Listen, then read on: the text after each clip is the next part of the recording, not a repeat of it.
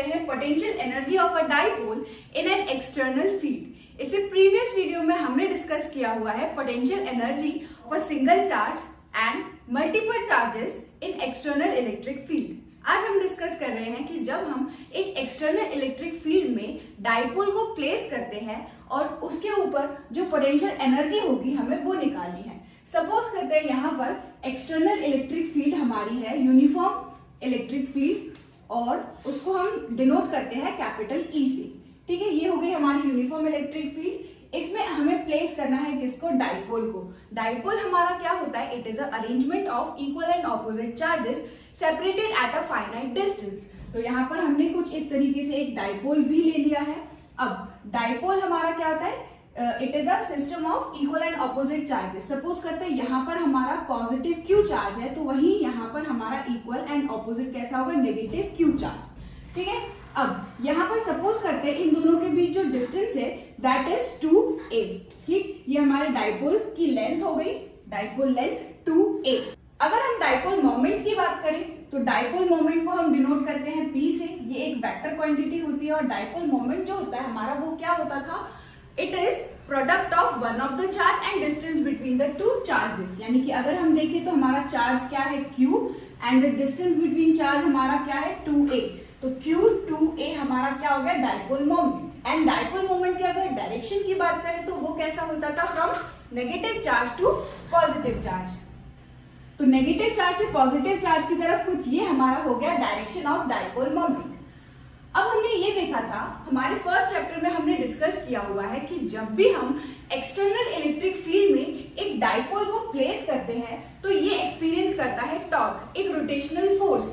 ठीक है, यहाँ पर अगर हम देखें तो ये जो ट्रांजिशनल फोर्स है हमारा वो कैसा रहेगा? जीरो। ट्रांजिशनल फोर्स यहाँ पर कैसा रहेगा? जीरो। लेकिन अगर हम रोटेशनल की बात करें, रोटेशनल फोर्स यानी कि टॉर्क की बात करें तो यहाँ पर टॉर्क जो है वो जीरो नहीं होता, कुछ ना कुछ यहाँ पर फोर्स, रोटेशनल फोर्स एक्ट जरूर करेगा। और वो जो टॉर्क होता था दैट टॉर्क हमारा इज इक्वल टू, ये एक वेक्टर क्वांटिटी होती थी और ये हमारा कितना आता था? P cross E। ठीक है, P vector cross E vector. और ये P यहाँ पर क्या होता है? हमारा डाइपोल मोमेंट एंड E यहाँ पर क्या है? हमारी वही यूनिफॉर्म एक्सटर्नल इलेक्ट्रिक फील्ड। ठीक है, और इसी को ही हम कुछ इस तरीके से भी लिख सकते हैं PE साइन थीटा। ठीक है, ये सब हमने पढ़ा हुआ है हमारे चैप्टर नंबर फर्स्ट में। तो इसको हम इसलिए रिवाइज कर रहे हैं क्योंकि यही सब हम यहाँ पर आगे यूज करने वाले हैं। ठीक है, तो अब इतना हमने पढ़ा हुआ था। एक इलेक्ट्रिक फील्ड में डाइपोल रखा है, उसके ऊपर लगने वाला नेट फोर्स कैसा होगा? जीरो। उस पर लगने वाला नेट टॉर्क कैसा होगा? कुछ ना कुछ वहां पर लग रहा होगा। और वो अगर एंगल कितना है, अगर हमारा डाइपोल जो है वो थीटा एंगल पर रखा हुआ है इलेक्ट्रिक फील्ड से, तो उस पर लगने वाला टॉर्क यानी फोर्स, रोटेशनल फोर्स, वो किसके बराबर होगा? PE साइन थीटा की। ठीक है, अब हमें निकालना है आज पोटेंशियल एनर्जी। तो यार हम ऑलरेडी डिस्कस कर चुके हैं पोटेंशियल एनर्जी हमारी एक स्टोर्ड एनर्जी होती है। अब वो स्टोर्ड एनर्जी कहां से आती है? हमने पढ़ा है potential energy is equals to external work done. अब यहाँ पर एक्सटर्नल वर्क डन कैसे होगा? देखो यहाँ पर अगर हम देखें तो जब भी हमारा टॉर्क एक्ट करेगा यानी कि इस पर एक फोर्स लग रहा है, रोटेशनल फोर्स लग रहा है, और अगर फोर्स लग रहा है तो यहाँ पर वर्क भी होगा। तो अगर हम देखें तो जब ये एक इलेक्ट्रिक फील्ड जो होती है वो डाइपोल को अपनी तरफ अलाइन करती है। ठीक है, ये अगर डाइपोल कुछ इस तरीके से है तो इलेक्ट्रिक फील्ड इस पर, इस पॉजिटिव चार्ज पर फोर्स लगेगा कुछ इस डायरेक्शन में, नेगेटिव चार्ज पर in opposite to the direction of electric field force लगेगा। ठीक है, तो ये जो डाइपोल होगा हमारा वो कुछ इस तरीके से रोटेट कर रहा होगा। राइट, अब ये यानी कि इस पर जो लगने वाला टॉर्क है वो कुछ इस तरीके से होगा क्लॉकवाइज डायरेक्शन में। तो यहाँ पर एक क्लॉकवाइज डायरेक्शन में टॉर्क एक्ट करेगा और वो टॉर्क हमारा कौन सा है? इलेक्ट्रिक टॉर्क, जो कि किसके बराबर है? PE sine theta. यानी यहाँ पर एक रोटेशनल फोर्स लग रहा है। ठीक है, और अगर ये कुछ इस तरीके से घूमेगा तो यहाँ पर ये कुछ एंगल मूव भी करेगा, यानी कि यहाँ पर रोटेशनल फोर्स है, एंगुलर डिस्प्लेसमेंट है। तो अगर रोटेशनल फोर्स हो, एंगुलर डिस्प्लेसमेंट हो, फोर्स और डिस्प्लेसमेंट हो, यानी कि हमारा जो टॉर्क यहाँ पर डाइपोल है वो क्या करने लगेगा? वर्क करने लगेगा। और वो वर्क जो होगा वो हमारा इलेक्ट्रिक वर्क होगा। तो हमें क्या करना है? उसके ऑपोजिट डायरेक्शन में यहाँ पर वर्क करना है। यानी कि कुछ इस तरीके से हमें यहाँ पर एक्सटर्नल वर्क करना होगा या हम बोले एक्सटर्नल फोर्स लगाना होगा। तो हम क्या करते हैं, जितना हमारा इलेक्ट्रिक टॉर्क होता है उतना ही इक्वल एंड ऑपोजिट डायरेक्शन में हम लगाते हैं, हम अप्लाई करते हैं एक्सटर्नल टॉर्क। ठीक है, अब जितना हमारा एंगल सपोज करते हैं हमने इसको एक्सटर्नल फोर्स लगा करके, एक्सटर्नल टॉर्क लगा करके ऑपोजिट डायरेक्शन में इसको वर्क कराया, जितना हमारा वर्क होगा इलेक्ट्रिकल उतना ही हमारा एक्सटर्नल वर्क भी होता है। ठीक, dipole is rotated from angle θ0 to θ1। हमने एक डाइपोल को रोटेट किया है, कैसा, एंगल θ0 से θ1 इसको डिस्प्लेस करेंगे। जैसे जैसे हम इसको डिस्प्लेस करते जाएंगे वैसे वैसे इसका एक्सटर्नल टॉर्क भी चेंज होता जाएगा, और अगर टॉर्क चेंज हो रहा है तो यानी कि हम क्या करेंगे, यहाँ पर छोटा सा वर्क डन निकालेंगे। तो हम लिखेंगे छोटा सा work done is equal to force external dot dA, यानी कि हमने इसको एंगुलर डिस्प्लेस तो किया है, हमें कहां से कहां तक डिस्प्लेस करना है, θ0 से θ1 तक। लेकिन क्योंकि हमारा जब हम θ0 से θ1 तक जा रहे हैं तो हमें क्या करना पड़ रहा है, टॉर्क अप्लाई करना पड़ रहा है, और वो टॉर्क जो है वो हमारा चेंज हो रहा है। ठीक है, तो हमने क्या किया है, एक पर्टिकुलर छोटे से एंगुलर डिस्प्लेसमेंट के लिए हमने टॉर्क निकाला, तो वो कैसा था, हमारा कांस्टेंट। तो उस पॉइंट पर हमने वर्क डन निकाला, तो वो वर्क डन हमारा कैसा था, बहुत ही छोटा वर्क डन। अब हमें इसके लिए कंप्लीट वर्क डन निकालना है, तो हम क्या करेंगे, इसको इंटीग्रेट कर देंगे, कहां से, 0 से W। इसको इंटीग्रेट कर देंगे कहां से, θ0 से θ1 तक। ठीक, अब क्योंकि यहाँ पर जब हम इस पर अप्लाई कर रहे हैं नेट एक्सटर्नल टॉर्क, तो वो हमारा कैसा होगा, जब एंगुलर डिस्प्लेसमेंट कैसा हो, बहुत ही ज्यादा छोटा, और एंगुलर एक्सेलरेशन यहाँ पर बिल्कुल भी नहीं हो रहा हो। ठीक है, ये बात हमें यहाँ याद रखना है कि एंगुलर एक्सेलरेशन यहाँ पर क्या होगा, 0, एंड जो एंगुलर स्पीड होगी हमारी वो कैसी होगी, बहुत ही ज्यादा स्मॉल, इनफाइनाइटेसिमली स्मॉल होगी। ठीक, तो ये पॉइंट आपको याद रखना है। ये ऑलरेडी हम सारी चीजें डिस्कस कर चुके हैं जब हमने पोटेंशियल का कॉन्सेप्ट देखा था। तो उसमें हमने ये देखा था कि जब भी हम एक्सटर्नल वर्क करके एक चार्ज को उठाकर लेके आते थे तो हमें वहां पर स्पीड कैसी रखनी होती थी, बहुत ही ज्यादा स्लो, ताकि हमारी काइनेटिक एनर्जी कैसी रहे, कांस्टेंट। सेम वही कॉन्सेप्ट हम यहाँ पर यूज कर रहे हैं। वहां पर बस हमारा ट्रांजिशनल फोर्स होता था, लेकिन यहाँ पर हमारा कैसा है, रोटेशनल फोर्स यानी कि टॉर्क। बाकी पूरा फॉर्मूला हमारा वही है। वहां पर हमारा लीनियर डिस्प्लेसमेंट होता था, लेकिन यहाँ पर हमारा क्या है, एंगुलर डिस्प्लेसमेंट। तो कुछ इस तरीके से हम वर्क निकालेंगे।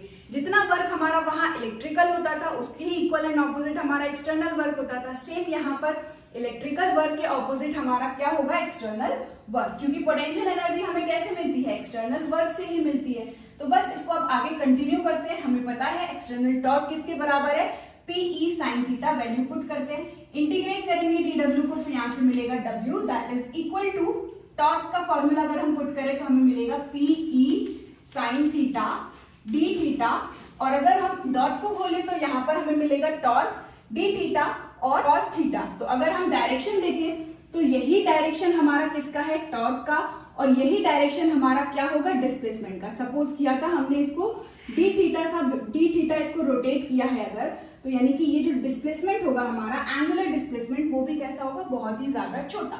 तो जो एंगल है हमारा cos 0 वो यहाँ पर कैसा मिलेगा, 1। तो यहाँ पर आप चाहो तो एक स्टेप और यहाँ पर इंक्रीज कर सकते हो। हम लिखेंगे integration θ0 to θ1 torque external d theta cos 0, और cos 0 हमारा कितना होता है, 1। cos 0 क्यों लिखा है, क्योंकि दोनों ही हमारे सेम डायरेक्शन में है, एंगुलर डिस्प्लेसमेंट भी और एक्सटर्नल टॉर्क भी।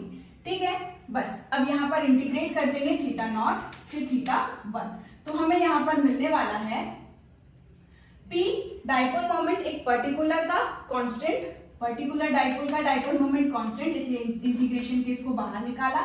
इलेक्ट्रिक फील्ड भी हमारी कांस्टेंट है, यूनिफॉर्म है, इसको भी हमने इंटीग्रेशन के बाहर निकाला। अंदर बच गया इंटीग्रेशन ऑफ साइन थीटा, तो इंटीग्रेशन ऑफ साइन थीटा हमारा क्या होता है, माइनस कॉस थीटा, और लिमिट्स पुट करते हैं तो ये आ जाएगा θ0 से θ1। तो यहाँ पर हमें मिलेगा PE सबसे पहले हम अपर लिमिट पुट करेंगे, फिर minus and then lower limit. तो यहां से हमें मिलेगा minus cos theta 1 minus minus cos theta naught. तो ये हमारा फाइनल एक्सप्रेशन यहां से आ जाएगा, work done, external work done is equal to PE cos theta naught minus cos theta 1। तो ये थी हमारी पोटेंशियल एनर्जी। तो हमारा वर्क डन क्योंकि potential change in potential energy के बराबर होगा, यानी कि हमारी एनर्जी कितनी आ गई है, PE cos theta naught minus cos theta 1। ठीक है, अब यहीं पर अगर हम स्टेबल और अनस्टेबल की बात करें तो स्टेबल इक्विलिब्रियम में हमने देखा था कि हमारा जो एंगल होता है वो कैसा होता है, 0 डिग्री। ठीक है, अब क्वेश्चन ये है कि अगर हम हमारे डाइपोल को स्टेबल इक्विलिब्रियम से अनस्टेबल इक्विलिब्रियम में मूव कर रहे हैं या रोटेट कर रहे हैं, तो स्टेबल इक्विलिब्रियम हमारा कितना होता है, थीटा जब कैसा हो, 0 डिग्री, और अनस्टेबल इक्विलिब्रियम हमारा कब होगा, जब एंगल थीटा हमारा कैसा हो, 180 डिग्री। ठीक, so now we are rotating it from stable equilibrium to unstable equilibrium. तो हमें बताना है कि पोटेंशियल एनर्जी कितनी होगी। देखो कैसे मूव कर रहे हैं, फ्रॉम स्टेबल टू अनस्टेबल, यानी एंगल फर्स्ट हमारा क्या हो जाएगा, 0 डिग्री, एंड सेकेंड एंगल हमारा क्या हो जाएगा, 180 डिग्री। तो हमारी जो एनर्जी होगी, potential energy will be equal to PE cos, पहले एंगल कौन सा है, 0 डिग्री, माइनस कॉस 180 डिग्री। तो यहां से हमें मिलेगा पीई कॉस 0 कितना होता है, 1, माइनस कॉस 180 कितना होता है, -1। तो यहां से हमें मिलेगा माइनस माइनस प्लस 1 कितना होगा, 2। तो जो एनर्जी होगी वो हमारी आएगी 2PE। ठीक है, तो कुछ इस तरीके से भी आपको न्यूमेरिकल्स में मिल सकता है। इसलिए यहाँ पर आपको स्टेबल से अनस्टेबल अगर हम मूव कर रहे हैं तो पोटेंशियल एनर्जी कितनी होगी वो यहाँ पर आपको एक बता दिया। ठीक, यहाँ पर इसका एक स्पेशल केस है, जब हमने क्या किया हो, हमने स्टार्टिंग कहाँ से की हो, थीटा 0 हमारा क्या हो, 90 डिग्री। ठीक है, थीटा एंगल हमारा क्या है, शुरुआत हमने कहां से की है, जब हमारा डाइपोल कुछ इस तरीके से रखा हुआ है। ठीक, जिस तरीके से हम इंफिनिटी पर एक स्टैंडर्ड चूज किया हुआ है, इंफिनिटी पर पोटेंशियल कैसा है, 0, इंफिनिटी पर पोटेंशियल एनर्जी कैसी होती है, 0, वैसे ही यहाँ पर हम चाहते हैं कि कुछ ऐसा करें कि एक पर्टिकुलर पॉइंट, पर्टिकुलर एंगल के लिए हम पोटेंशियल एनर्जी बता सके। तो एक पर्टिकुलर एंगल के लिए, अगर थीटा एंगल के लिए हमें पोटेंशियल एनर्जी बतानी है तो हमें एक ऐसा स्टैंडर्ड चूज करना होगा, क्योंकि हमने देखा है ना पोटेंशियल एनर्जी है क्या, एक डिफरेंस है। तो इन्फिनिटी अगर किसी पर्टिकुलर पॉइंट पर हमें चाहिए तो हम उसको इन्फिनिटी से कंपेयर करते हैं, राइट, क्योंकि इन्फिनिटी पर पोटेंशियल एनर्जी कैसी होती है, 0। तो यहाँ पर हमें कुछ ऐसा करना है कि यहाँ कुछ एक पॉइंट पर एनर्जी कैसी हो जाए, 0, तो हम किसी पर्टिकुलर एंगल के लिए पोटेंशियल एनर्जी बता सकते हैं। तो देखो P हमारा कांस्टेंट, E हमारा कांस्टेंट, तो वैल्यू क्या करेगा हमारा एंगल। तो एंगल हमारा cos 0 कब होगा, cos 0 की वैल्यू 0 कब होगी, जब एंगल कितना हो, 90 डिग्री। इसलिए यहाँ पर हमारा एंगल कैसा लिया है, 90 डिग्री। तो शुरुआत हमने कहाँ से की है, जब इलेक्ट्रिक फील्ड में डाइपोल कुछ इस तरीके से रखा हुआ होगा, यानी कि इलेक्ट्रिक फील्ड से डाइपोल मोमेंट का एंगल कैसा होगा, 90 डिग्री का। ठीक, तो ये हमें शुरुआत कहाँ से करनी है, जब एंगल कैसा हो, 90 डिग्री का। तो हम एक पर्टिकुलर एंगल के लिए निकाल सकते हैं। पर्टिकुलर एंगल थीटा 1 हमारा कैसा ले लिया हमने, अगर थीटा कोई भी पर्टिकुलर एंगल वहां पर ले लिया तो हमारी जो एनर्जी होगी delta U, that will be equal to PE cos theta naught. तो कॉस थीटा नॉट यानी कि कॉस 90 की वैल्यू कितनी होगी, 0, माइनस यहाँ पर कॉस थीटा, तो ये होगा कॉस थीटा। तो जो हमारा फाइनल एक्सप्रेशन होगा that will be equal to, यहां पर लिख रही हूं मैं, delta U will be PE cos theta, या फिर हम लिख सकते हैं माइनस पी डॉट ई। ठीक, तो ये एक्सप्रेशन हमें याद रखना है अगर किसी पर्टिकुलर एंगल के लिए हमें पोटेंशियल एनर्जी निकालनी है तो। और अगर हमें कुछ इस तरीके से दिया है कि हमें डाइपोल को स्टेबल से अनस्टेबल या अनस्टेबल से स्टेबल मूव कराना है, या फिर कोई और एंगल दिया हो, तो हम ये वाला फॉर्मूला यूज करेंगे। ठीक है, अब इसके बाद हम देखेंगे एक और अल्टरनेट मेथड जो कि हमारे एनसीईआरटी में गिवन है। हमने अभी देखा कि हमारी जो पोटेंशियल एनर्जी है वो कितनी आई है, माइनस पी डॉट ई। अब इसी को ही हम एक अल्टरनेट मेथड से देखेंगे जो कि हमारे एनसीईआरटी में गिवन है। देखो यहाँ पर एक्सटर्नल इलेक्ट्रिक फील्ड है और डाइपोल, डाइपोल यानी कि क्या, हमारा दो point charges separated at a finite distance. तो यहाँ पर दो हमारे पॉइंट चार्जेस हैं जो कि कहाँ पर रखे हुए हैं, एक्सटर्नल इलेक्ट्रिक फील्ड में। तो यार हमने इससे पहले वाली वीडियो में डिस्कस किया हुआ है सेम यही चीज कि अगर हमारे multiple charges external electric field में प्लेस हो, अगर हम एक्सटर्नल इलेक्ट्रिक फील्ड में हमारे मल्टीपल चार्जेस को प्लेस करें तो उसकी पोटेंशियल एनर्जी हमने निकाली थी। तो यहाँ पर अगर हम देख रहे हैं दो चार्जेस है हमारे पास जो कि एक एक्सटर्नल इलेक्ट्रिक फील्ड ई में रखे हुए हैं, तो उसकी जो पोटेंशियल एनर्जी होती थी वो हमारी कितनी होगी, इसको हम सपोज कर लेते हैं यू डैश से, ठीक। तो ये जो हमारी एनर्जी होगी, that energy is equal to, हमारा जो फॉर्मूला होता था, दो चार्जेस और इलेक्ट्रिक फील्ड में अगर वो रखे हुए हो कुछ डिस्टेंस पर, तो हमारी जो एनर्जी होती थी वो किसके बराबर होती थी, charge Q1 into V R1 plus Q2 into V R2 plus K Q1 Q2 upon R12, where R12 is the distance between these two charges, ठीक है। तो इस फॉर्मूले से भी हम क्या कर सकते हैं, सेम यही एक्सप्रेशन यहाँ पर निकाल सकते हैं, ठीक। तो आप वो भी अगर करके आ रहे हो तो गलत नहीं होगा। तो हमने यहाँ पर देखा कि एक चार्ज हमारा क्या है Q प्लस Q, दूसरा चार्ज हमारा क्या है माइनस Q, इनके बीच में डिस्टेंस हमारा कितना है 2a। बस यहाँ पर हम वैल्यूज पुट करते हैं। देखो यहाँ पर आ जाएगा Q1, चार्ज हमारा पॉजिटिव है तो यहाँ पर हम लिखेंगे Q, चार्ज हमारा क्या है Q, पोटेंशियल हमारा VR1, ठीक है। इस बार हमारा चार्ज कैसा है, Q2 की वैल्यू कैसी है माइनस Q, तो हम लिखेंगे माइनस Q VR2, ठीक है। अब यहाँ पर इसमें भी हम क्या करते थे, वर्क वाले एनर्जी वाले फॉर्मूले में भी हम क्या करते थे, चार्ज को साइन के साथ रखते थे। तो यहाँ पर Q1 पॉजिटिव, Q2 कैसा होगा नेगेटिव, तो हम लिखेंगे माइनस K को अगर हम खोले तो हमें क्या मिलेगा 1/4 पाई एप्सिलॉन नॉट। और यहाँ पर डिस्टेंस अगर हम देखें R12 यानी दो चार्जेस के बीच का डिस्टेंस जो कि कितना है डाइपोल लेंथ के बराबर यानी कि 2a।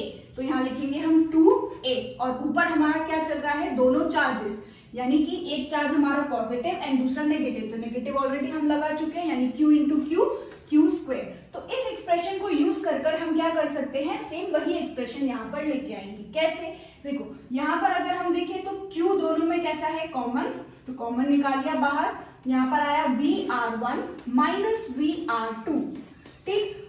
माइनस में क्या चल रहा है Q square upon 4 pi epsilon not और 2a, राइट। अब यहाँ पर ये क्या है VR1 माइनस VR2, VR1 क्या है पोटेंशियल एट पॉइंट R1 यहाँ पर, एंड VR2 क्या है potential at point this VR2, और ये उसका क्या है डिफरेंस, यानी कि इन दोनों पॉइंट के पोटेंशियल का क्या है ये डिफरेंस। तो पोटेंशियल डिफरेंस का फॉर्मूला अप्लाई कर लेते हैं। पोटेंशियल डिफरेंस हमारा क्या है डेल्टा V, जो कि किसके बराबर होगा VR1 माइनस VR2 के बराबर। और ये जो फॉर्मूला होता था हमारा delta V, external electric field में कुछ डिस्प्लेसमेंट हो तो वहां पर हमारा फॉर्मूला हम यूज करते हैं delta V is equal to negative of E dot R। पढ़ा हुआ है ये formula, delta V is equal to minus E dot R। ये हमने पढ़ा था relation between electric field and potential difference में। अगर आपने ये टॉपिक नहीं पढ़ा है तो इसकी लिंक मैंने नीचे डिस्क्रिप्शन बॉक्स में डाल दी है, वहां से जाकर आप देख सकते हो। तो यहाँ पर देखो अगर डेल्टा V हम देखिए, delta V is equal to minus E dot R, तो R यहाँ पर क्या होता है, जिस डायरेक्शन में हमारा फोर्स लग रहा है उसी डायरेक्शन का डिस्प्लेसमेंट, ठीक है। यानी कि यहाँ फिर हम बोले जिस डायरेक्शन में हमारी इलेक्ट्रिक फील्ड है उस डायरेक्शन का डिस्प्लेसमेंट, यानी फोर्स और डिस्प्लेसमेंट यहाँ पर कैसे होना चाहिए, एक दूसरे के पैरेलल। लेकिन हमने देखा यार ये डिस्टेंस 2a तो कुछ एंगल थीटा पर है, तो हम क्या करते हैं इस 2a को के कंपोनेंट्स निकाल लेते हैं। इस 2a के एक कंपोनेंट यहाँ पर होगा पैरेलल में जो कि होगा 2a cos थीटा, राइट। और इसका एक परपेंडिकुलर होगा जो कि हमें चाहिए ही नहीं, 2a sin थीटा, राइट। तो हमें यूज किसका है, बस इस 2a cos थीटा का। तो अगर हम डिस्प्लेसमेंट देखें तो हमें मिल चुका है जो कि कितना है 2a cos theta, negative sign और इलेक्ट्रिक फील्ड हमारी कितनी है E। इन सारी वैल्यूज को बस यहाँ पर अब पुट कर देना है हमें। तो यहाँ हमें मिलेगा minus E 2a cos theta. I hope आपको समझ आया हो। ये फॉर्मूला बस हमने अप्लाई कर लिया। आप चाहो तो इसको खोल दो और r हमारा दो पॉइंट के बीच का डिस्टेंस क्या हो जाएगा 2a। तो इसको भी खोलेंगे तो हमें यहाँ से यही मिलने वाला है minus e dot dot product में क्या मिलता है cos थीटा। तो यहाँ पर e r हमारा क्या है distance between the two charges यानी 2a एंड cos थीटा। तो यही सेम वैल्यू हमने यहाँ पर पुट कर दी। अब इस वैल्यू को कहाँ पुट करेंगे, ये ऊपर वाली इक्वेशन में। तो हमें मिलेगा potential is equal to minus E Q two a and यहां से हमें मिलेगा cos theta minus Q square upon 4 pi epsilon naught into में 2a। अब Q 2a ये हमारा क्या होता है डाइपोल मोमेंट। हमने पढ़ा था dipole moment P is equal to product of one of the charge and distance between the two charges. तो ये 2a और Q मिलके क्या बन गया डाइपोल मोमेंट। तो यहां से हमें मिलेगा minus P E cos theta minus Q square upon 4 pi epsilon not 2a। और यहां पर अगर हम देखें तो इसको कुछ इस तरीके से भी लिख सकते हैं minus P dot E minus Q square upon 4 pi epsilon not 2a। अब इस एनर्जी को और इस एनर्जी को जब हम कंपेयर कर रहे हैं तो हमें एक चीज एक्स्ट्रा मिल रही है and that is minus Q square upon 4 pi epsilon not 2a। तो अगर हम यहाँ पर क्या करें डिफरेंस निकाले पोटेंशियल एनर्जी का। तो जब भी हम पोटेंशियल एनर्जी का क्या करते हैं डिफरेंस निकालते हैं तो यार ये तो क्या है एक कांस्टेंट है जो कि हर उस दो पॉइंट का जिसका हम पोटेंशियल डिफरेंस निकाल रहे हैं उन दोनों ही पॉइंट्स में ये कांस्टेंट हमको देखने को मिलेगा। क्योंकि देखो Q चार्ज कांस्टेंट, यहाँ पर A उनके बीच का distance 2a constant, 4 pi epsilon not already constant. तो ये एक पूरा कांस्टेंट टर्म हो गया। तो अगर हम पर्टिकुलर दो पॉइंट की पोटेंशियल एनर्जी निकालें तो उसमें ये कांस्टेंट हमें कैसा मिलेगा दोनों में ही मिलेगा। और पोटेंशियल एनर्जी है क्या इन दोनों पॉइंट की एनर्जी का क्या डिफरेंस। तो जब भी हम डिफरेंस करेंगे तो ये वैल्यू ऑलवेज क्या हो जाएगी वहां पर कैंसिल आउट हो जाएगी। इसको हम कुछ इस तरीके से समझ सकते हैं कि सपोज करते हैं ये दो पॉइंट हैं, यहाँ पर इसका पोटेंशियल एनर्जी कितना हो गया A, इसका पोटेंशियल एनर्जी कितना है B, है ना, जो कि हमने P डॉट E करके निकाला होगा। साथ में ये एक्स्ट्रा कांस्टेंट इसको मान लेते हैं C, ठीक है। और वहां पर क्या आ जाएगा C। और पोटेंशियल एनर्जी इस पूरे को हमने क्या माना है C। तो यहां से A माइनस C और वो हो जाएगा B माइनस C। अब पोटेंशियल एनर्जी है क्या डिफरेंस। तो इन दोनों का अगर हम डिफरेंस करें तो कुछ ऐसा होगा B minus C minus A minus C। तो यहां से क्या मिलने वाला है B minus C minus A plus C। तो ये देखो कांस्टेंट जो है वो हर बार क्या हो जाएगा कैंसिल आउट हो जाएगा। क्यों, क्योंकि हम पोटेंशियल एनर्जी का डिफरेंस निकाल रहे हैं।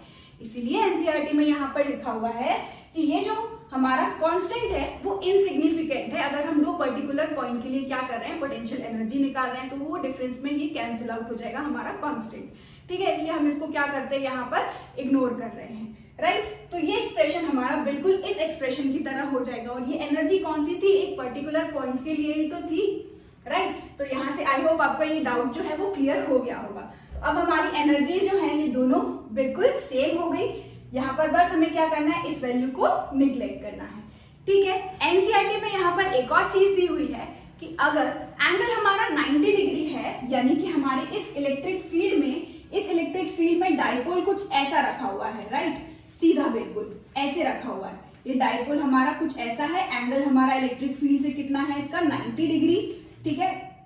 तो जब हमारा थीटा नॉट किसके बराबर है 90 डिग्री यानी कि पाई बाई 2 के बराबर है तो उन दोनों अगर हम चार्जेस के लिए पोटेंशियल एनर्जी का उनके दोनों चार्जेस जिस पॉइंट पर हैं उनका पोटेंशियल डिफरेंस निकाले यानी ये वैल्यू निकालेंगे तो यार पोटेंशियल इस बार जो होगा वो कैंसिल आउट हो जाएगा। देखो अगर हम वर्क डन निकालेंगे, अगर हम इस पोजीशन में वर्क डन निकालें या हम एनर्जी निकालें तो वो किसके बराबर होगी, तो वो किसके बराबर होगी। अगर हमारा डाइपोल 90 डिग्री पे रखा हुआ है तो जो हमारा वर्क डन होगा वो Q VR1 माइनस VR2 के बराबर ही होगा। चार्ज ऑलरेडी कैसा है कांस्टेंट। और अगर हम पोटेंशियल की बात करें तो इस बार पोटेंशियल भी कैसा हो जाएगा बिल्कुल कांस्टेंट, क्यों? क्योंकि ये हमारा क्या बन गया, एक इक्वेटोरियल, ये प्लेन पर लाई कर रहा है ना हमारा डाइपोल 90 डिग्री एंगल, यानी कि ये इक्वेटोरियल प्लेन पर लाई कर रहा है। और इक्वेटोरियल प्लेन पर ये पॉइंट हो या फिर ये पॉइंट हो, इन सबका पोटेंशियल कैसा होता है, बिल्कुल सेम। ठीक है, ये हमारी हो गई यूनिफॉर्म इलेक्ट्रिक फील्ड एंड ये हो गया हमारा प्लेन, इक्वेटोरियल प्लेन। तो उस इक्वेटोरियल प्लेन पर हमारा, इक्वेटोरियल सरफेस पर हमारा पोटेंशियल कैसा होता है, हमेशा सेम। तो इन दोनों पर्टिकुलर पॉइंट पर Vr1 जो कि होगा किसके बराबर, Vr2 के बराबर होगा, क्योंकि इन दोनों का पोटेंशियल कैसा होगा, सेम। तो ये दोनों ही टर्म क्या हो जाएगी, कैंसिल आउट हो जाएगी, नेगेटिव साइन है ना, यानी इसका अगर हम डिफरेंस निकालेंगे तो हम करेंगे V माइनस V, तो यहाँ से हमें क्या मिलेगा, 0। तो वर्क डन हमें क्या मिल जाएगा, 0। और वर्क डन अगर 0 है तो 90 डिग्री पर पोटेंशियल एनर्जी भी क्या हो जाएगी, 0। तो इस तरीके से भी आप यहाँ पर समझ सकते हो कि हमने 90 डिग्री ही क्यों लिया है यहाँ पर। ठीक है, 90 डिग्री पर क्योंकि पोटेंशियल एनर्जी कैसी हो जाएगी, 0 हो जाएगी। इसका ये रीजन है कि 90 डिग्री ही स्टैंडर्ड पॉइंट क्यों चूज किया गया। सिर्फ वही नहीं कि यार cos 90 यानी कि 0 नहीं, यहाँ पर भी अगर हम देखें डाइपोल को 90 डिग्री पे प्लेस कर रहे हैं तो क्योंकि यहाँ पर पोटेंशियल जो है वो सेम है, और पोटेंशियल का डिफरेंस जब हम निकाल रहे हैं तो हमें वैल्यू कैसे मिल रही है, 0। तो यहाँ पर हमारा पोटेंशियल एनर्जी भी 90 डिग्री पर कैसे मिलेगी, 0। इसीलिए हम क्या करते हैं, अगर पर्टिकुलर पॉइंट पर निकालना है तो एंगल को हमने क्या कर दिया, 90। पर्टिकुलर एंगल पर निकालना है हमें तो हमने एक एंगल को क्या चूज कर लिया है, 90 डिग्री, राइट। तो हमारी जो पोटेंशियल एनर्जी निकल के आई है वो कितनी है, P dot E minus of P dot E। ठीक है, तो आज हमने डिस्कस किया potential energy of a dipole in an external electric field. ठीक, सारा कॉन्सेप्ट हमने स्टडी कर लिया है जो कि हमारी एनसीईआरटी में दिया है। आई होप आपको ये वीडियो पसंद आई हो। Thank you so much for watching this video. इससे रिलेटेड क्वेश्चंस और नोट्स मैंने डाल दिए हैं नीचे डिस्क्रिप्शन बॉक्स में, आप चेक कर सकते हैं।